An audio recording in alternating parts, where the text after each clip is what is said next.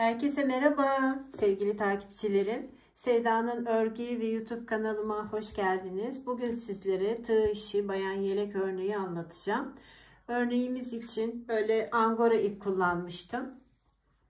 Şimdi bugün bu örnek ipten sizlere örneği başlayacağım. Şimdi iki tane örneğini anlatacağım sevgili izleyicilerim. İki tane örneğini. Hemen modelimize başlayalım. Alt ucunu trabzanlı yapıyoruz. Bakın şöyle trabzan ördük. 5-6 tane zincir çekiyorum. Sonrasında dönüp şöyle 3'er trabzan tekrar zincir çekip devam ediyorum. Şimdi hemen örneğe başlamak istiyorum. Kenar trabzanımı yaptıktan sonra bir tane zincir çektim. Bir doladım. Şöyle bir trabzan aralıklı 5 tane aynı yere trabzan örüyorum. 2 3 4 5. Şimdi 3 tane zincir çekiyorum. Hemen yine böyle çok yakınına 3 tane bir zincir çektim. Tekrar bir trabzan, bir zincir.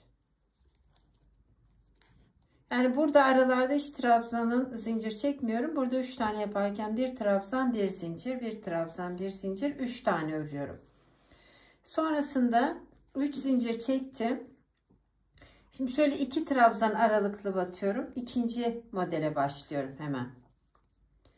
Yine 5 tane trabzanımı aynı yere batıyorum bakın. 3 4 5.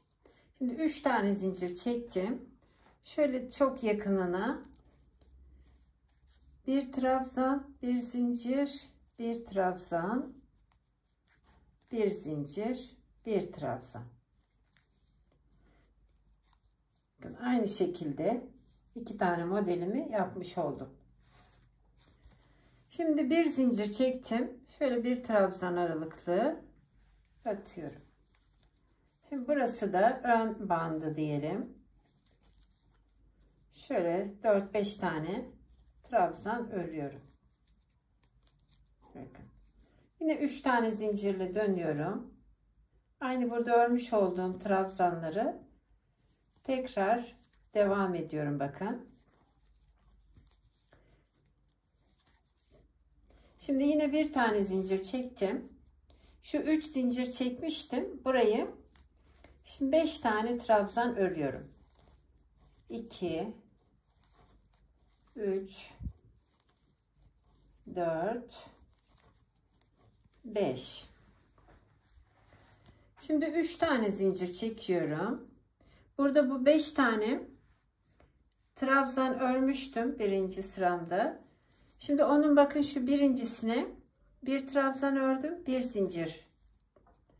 İkinciye batmıyorum, üçüncüye batıyorum.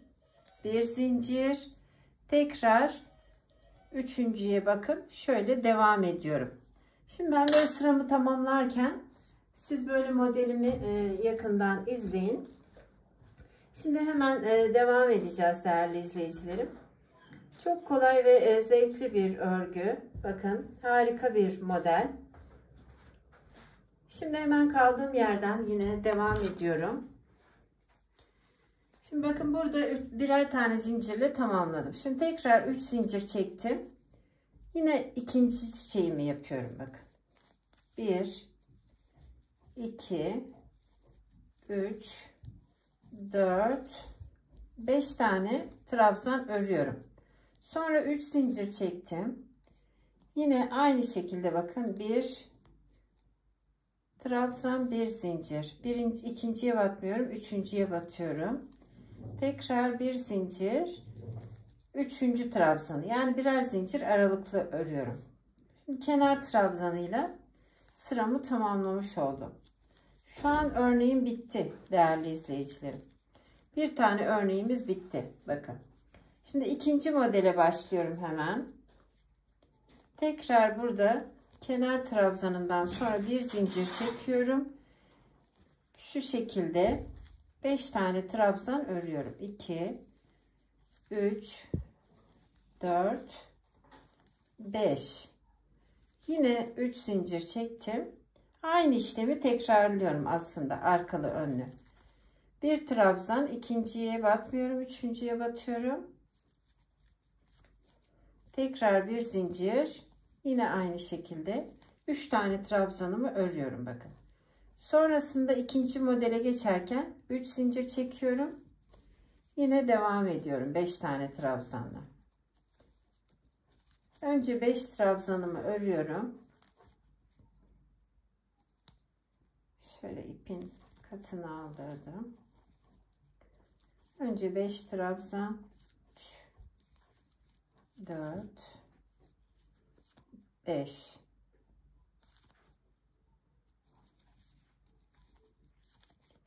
Yine 3 zincirim var. Tekrar 5 trabzanın önce bir tanesini, bir trabzan, bir zincir. İkinciye batmıyorum, üçüncüye batıyorum. Sonrasında bir zincir, en son beşinciye batıyorum. Ve tekrar bir zincir. Ve kenar trabzanı ile bakın sıramı tamamlıyorum. Arkalı önlü aynı model dedik sevgili izleyicilerim. Bakın bu renkten de harika durdu. Şimdi döndüğümüz zaman yine aynı şekilde devam ediyoruz. Yani şurasını da bir anlatalım. Bugünkü videomuzu bitirelim değerli izleyicilerim. 3 tane zincir çektim. Bakın buradaki trabzanlarımı örüyorum.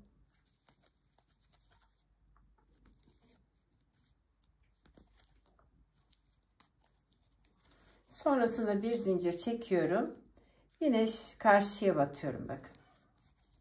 Böyle yelpazeler gibi bir yelek örneği değerli izleyicilerim. Şimdi 5 tane burada trabzanımı örüyorum. Aynı şekilde. Arada örneğimi izleyin. Ördükten sonra 3 tane zincir çektim. Yine bakın bu 5 trabzanın üzerine bir trabzan, üçüncüye batıyorum, bir zincir, tekrar bir zincir, beşinciye batıyorum. Arada da 3 tane zincirim var. Bakın modelimiz de zaten belli burada.